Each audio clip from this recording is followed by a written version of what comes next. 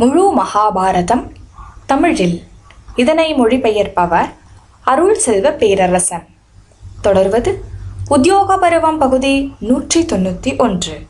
தலைப்பு: பெண்ணாக பிறந்த Shikhandi. சிகண்டின் was born as a girl. உத்தியோக பருவா section 191. மகாபாரதா in தமிழ். இது அம்போபாக்கியான பருவம் 18. இந்த பதிவின் சுருக்கம்: சிகண்டியின் பிறப்பு குறித்து துரியோதனன் பீஷ்மரிடம் கேட்பது. பீஷ்மர் சொல்வது: துருபதன் பிள்ளையில்லாதிருந்தது. பீஷ்மரை அழிக்கும் பொருட்டு ஒரு மகன் வேண்டுமென சிவனை நோக்கி தவமிருந்த துருபதன். சிவன் ஆணும் பெண்ணுமான ஒரு குழந்தை துருபதனுக்கு பிறக்கும் என்று சொன்னது. துருபதனின் மனைவி ஒரு மகனை பெற்றெடுத்து மகன் பிறந்ததாக வெளியிட்டது. துருபதனும் உண்மையை மறைத்து அக்குழந்தைக்கு மகனுக்கு உரிய சடங்குகளையே செய்து சிகண்டி என்று பெயரிட்டது. இப்பொழுது உத்தியோக பருவம் பகுதி 191. பெண்ணாக பிறந்த சிகண்டி. இப்பதிவிற்குள் நுழைவோம். துரியோதனன் பீஷ்மரிடம் கேட்டான்: ஓ பாட்டா, ஓ கங்கையின் மகனே, ஓ போர் வீரர்களில் முதன்மையானவரே, பீஷ்மரே, மகளாக முன்னர் பிறந்த சிகண்டி பின்னர் ஆணாக ஆனது எப்படி என்பதை எனக்கு சொல்வீராக என்று கேட்டான். பீஷ்மர் துரியோதனிடம் சொன்னார்: ஓ பெரும் மன்னா துரியோதனா, மன்னன் துருபதனின் அன்பிற்குரிய மூத்த ராணி குழந்தையற்றவளாக இருந்தாள். அந்த ஆண்டுகளில் மன்னன் துருபதன் என் அழிவுக்காக தன் மனதில் ஆலோசித்தும் சந்ததியின் பொருட்டும் தேவன் சங்கரனுக்கு, அந்த சிவனுக்கு தனது துதியை செலுத்தி தவத்துறவை பயின்று வந்தான். அந்த துருபதன் மகாதேவன் சிவனிடம், மகளன்று ஒரு மகனே எனக்கு பிறக்கட்டும், ஓ தேவா சிவனே, பீஷ்மனை பழி தீர்க்கும் ஒரு மகனையே நான் விரும்புகிறேன் என்று இறந்து வேண்டினான். அதன் பேரில் அந்த தேவர்களுக்கு தேவன் சிவன் அவனிடம், அந்த துருபதனிடம், பெண்ணாகவும் ஆணாகவும் உள்ள குழந்தையே நீ பெறுவாய். ஓ மன்னா துருபதா, தவத்தில் இருந்து விலகுவாயாக, ஒருபோதும் வேறாகாது என்று சொன்னான்.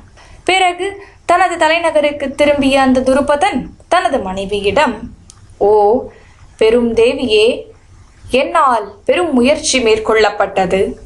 தவத்துறவுகளில் ஈடுபட்டு நான் சிவனை துதித்தேன்.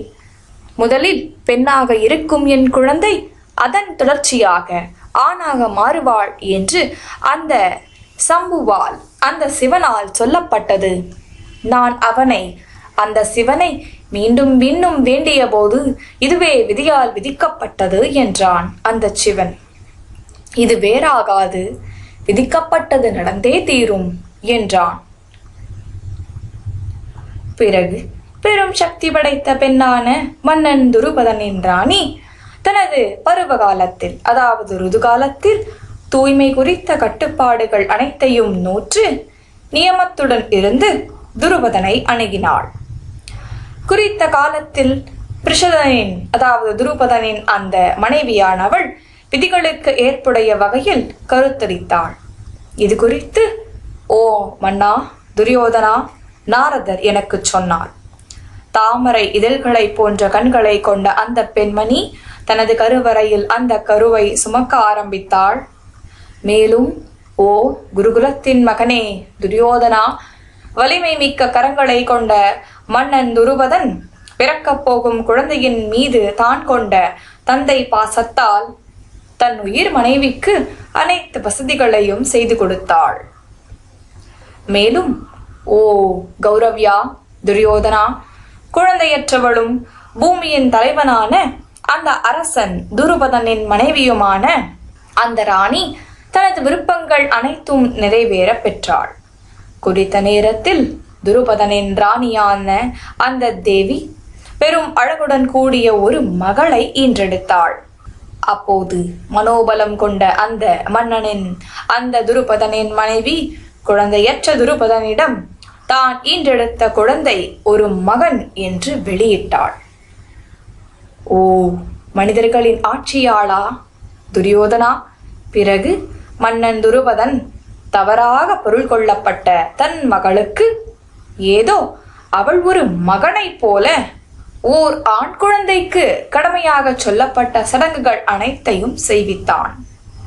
அந்த குழந்தை ஒரு மகனே என்று சொன்ன துருபதனின் மனைவி தனது ஆலோசனைகளை மிக கவனமாக பாதுகாத்தாள். பிரஷதனை அந்த துருபதனை தவிர அந்நகரில் உள்ள வேறு எந்த மனிதனும் அக்குழந்தையின் பாலினத்தை அறிந்திருக்கவில்லை. பங்கா சக்தி கொண்ட அந்த தெய்வம் சிவனின் இந்த வார்த்தைகளை நம்பிய அந்த துருபதனும் அவள் ஒரு மகன் என்று சொல்லி தனது குழந்தையின் உண்மையான பாலினத்தை மறைத்தான். மேலும், ஓ மன்னா துரியோதனா, குழந்தைக்கு செய்யப்படும் அனைத்து சடங்குகளையும் ஒரு மகனுக்கு உரிய வகையில் அந்த குழந்தைக்கு செய்த அந்த துருபதன் அவளுக்கு சிகண்டி என்ற பெயரை சூட்டினான். என் ஒற்றர்கள் மூலமாகவும் நாரதரின் வார்த்தைகளிலிருந்தும் நான் மட்டுமே இந்த உண்மையை அறிந்தேன். ஏற்கனவே நான் தேவன் சிவனின் வார்த்தைகளையும் அம்பையின் தவத்துறவுகளையும் குறித்த தகவல்களையும் அறிந்தே இருந்தேன் என்றார் பீஷ்மர். இத்துடன் உத்தியோக பருவம் பகுதி 191 பெண்ணாக பிறந்த சிகண்டி இப்பதிவு நிறைவுற்றது.